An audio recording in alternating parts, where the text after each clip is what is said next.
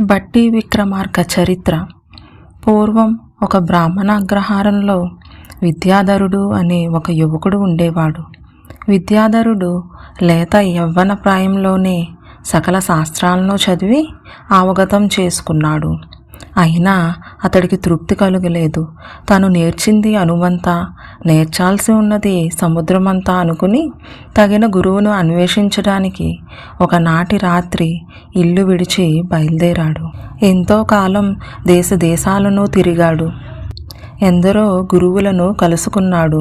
వారంతా విద్యాధరుణ్ణి పరీక్షించి సకల శాస్త్రాలలో పట్టు సాధించిన అతడు తమకంటే ఉద్దండుడని, అటువంటి వానికి విద్య నేర్పే శక్తి తమకి లేదని చెప్పారు. విద్యాధరుడు మాత్రం సంతృప్తి చెందలేదు. ఎంతో నిరాశ చెందాడు. పట్టు విడవక తన విద్యాదాహం తీర్చుకోవాలని నిర్ణయించుకొని తగిన గురువును వెతుకుతూ కొత్త ప్రాంతాలు తిరుగుతూనే ఉన్నాడు. ఒకనాటి మధ్యాహ్నం వేళ విద్యాధరుడు అడవి మార్గంలో ప్రయాణిస్తూ అలసిపోయి విశ్రాంతి తీసుకోవడానికి ఒక పెద్ద మర్రి చెట్టు కింద విశ్రమించాడు. ఆ మర్రి చెట్టుపై ఒక బ్రహ్మరాక్షసుడు నివసిస్తున్నాడు. ఆ సమయంలో అతడు చెట్టును వదిలి అవతలికి పోయి ఉన్నాడు. తిరిగి వచ్చిన బ్రహ్మరాక్షసుడు చెట్టు క్రింద విశ్రాంతి తీసుకుంటున్న విద్యాధరుణ్ణి చూసి అతని ముఖంలో ఉట్టిపడుతున్న తేజస్సుకు ముగ్ధుడై, ఆహా, ఇతడెవరో ఉత్తమ పురుషుల్లా ఉన్నాడు. అలసట వల్ల ఇక్కడ విశ్రమించి ఉంటాడు. ఇతడు నిద్ర లేచే వరకు వేచి ఉండి వివరాలు తెలుసుకోవాలి అనుకుని కొద్ది దూరంలో కూర్చున్నాడు. కొంతసేపటికి విద్యాధరుడు నిద్రలేచి బ్రహ్మరాక్షసుని చూసి కొంచెం కలవరపడ్డాడు. కలవరంతో పాటు భయం కూడా కలిగింది. అమ్మో, ఈ రాక్షసుడు నా కోసమే కాచు కూర్చున్నట్లు ఉన్నాడు. ఇప్పుడు నన్ను విరుచుకు తింటాడు కాబోలు. అయినా నా విద్యాదాహం తీరకుండా మరణం వస్తే అంతకంటే వేరొక దౌర్భాగ్యం ఉండదు కదా అనుకుంటూ కళ్ళ వెంట 2 కన్నీటి చుక్కలు రాల్చాడు. విద్యాధరుడి కలవరం గమనించిన బ్రహ్మరాక్షసుడు, భయపడకు, నువ్వెవరు, ఎక్కడికి పోతున్నావు అంటూ అతన్ని ప్రశ్నించాడు. విద్యాధరుడు తన కథనంతా బ్రహ్మరాక్షసుడికి చెప్పాడు. బ్రహ్మరాక్షసుడు ఆనందపడిపోతూ, ఆహా, ఇన్నాళ్ళకు నా నిరీక్షణ ఫలించింది అన్నాడు. విద్యాధరుడు ఆశ్చర్యచకితుడై, రాక్షసోత్తమా, నువ్వెవరు అని అడిగాడు. నేను గంధర్వ పురుషుణ్ణి.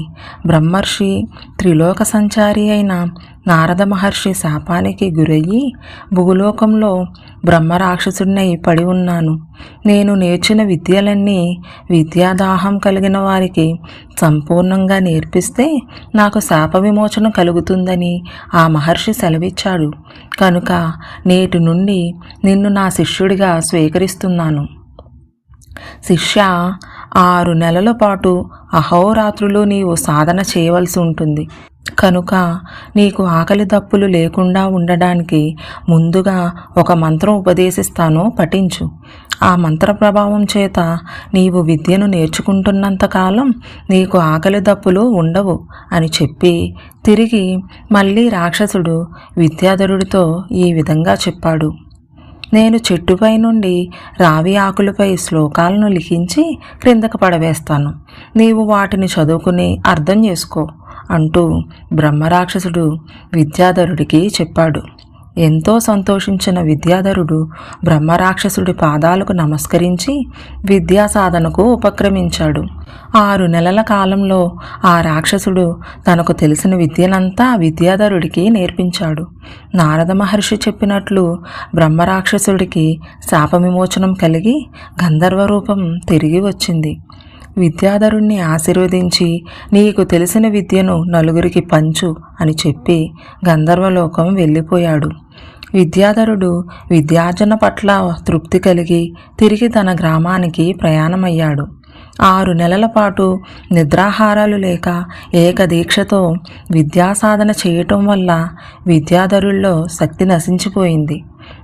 అతడి దేహంలో ఒక్క అవయవము అతడి మాటను వినే స్థితిని దాటిపోయినంతగా అలసిపోయాడు. ఆ అలసటతో ఒక గ్రామాన్ని చేరుకున్నాడు. ఆ గ్రామంలో విశ్రాంతి తీసుకోవడానికి తగిన చోటును వెతుకుతూ నడుస్తుండగా అతడు స్పృహ తప్పి ఓ ఇంటి ముందు పడిపోయాడు. ఆ ఇల్లు ఒక వేశ్యది. ఆమెకు రత్నావతి అనే కుమార్తె ఉంది. రత్నావతి చక్కని అందం కలిగినదే కాదు, సకల సుగుణాల రాశి. తన గుమ్మం ముందు పడిపోయిన విద్యాధరుణ్ణి చూసి ఎంతో జాలిపడి అతన్ని ఇంటిలోకి తీసుకుపోయి సేవలు చేసింది. కొంతకాలానికి విద్యాధరుడు ఆరోగ్యవంతుడయ్యాడు. రత్నావతికి కృతజ్ఞతలు తెలుపుకొని అతడు తన గ్రామానికి ప్రయాణం అవ్వడానికి సిద్ధపడగా రత్నావతి అతన్ని అడ్డగించి, అయ్యో, తొలిచూపులోనే నిన్ను వలచాను, అందుకనే ఒక కన్య పరపురుషుడికి చేయని సేవలన్నీ చేశాను. ఇప్పుడు నీ దారిని నీవు వెళ్ళిపోతాననడం ఏ న్యాయం? నా గతి ఏం కాను అంటూ నిలదీసింది. విద్యాధరుడు అవాక్కయి అంతలోనే తేరుకుని, అమ్మా, నీవు చేసిన ఉపకారం జన్మ జన్మలకు మరువరానిది. కానీ నేను బ్రాహ్మణ పుత్రుణ్ణి, నిన్ను పెళ్లి చేసుకుని కులభ్రష్టుణ్ణి కాలేను అంటూ తన దారిన తనని పోనివ్వమని ప్రాధేయపడ్డాడు. రత్నావతి అంగీకరించలేదు. ఇద్దరి మధ్య ఇంట్లో మొదలైన వాదం రచ్చకెక్కి చివరకు న్యాయం కోసం రాజసభకు వరకు పోయింది. రాజుకు రత్నావతి అన్ని విషయాలు చెప్పి, ప్రభు, మనసా వాచా కర్మన అతడే నా భర్త అని నిర్ణయించుకుని చేయవలసిన సేవలన్నీ చేశాను.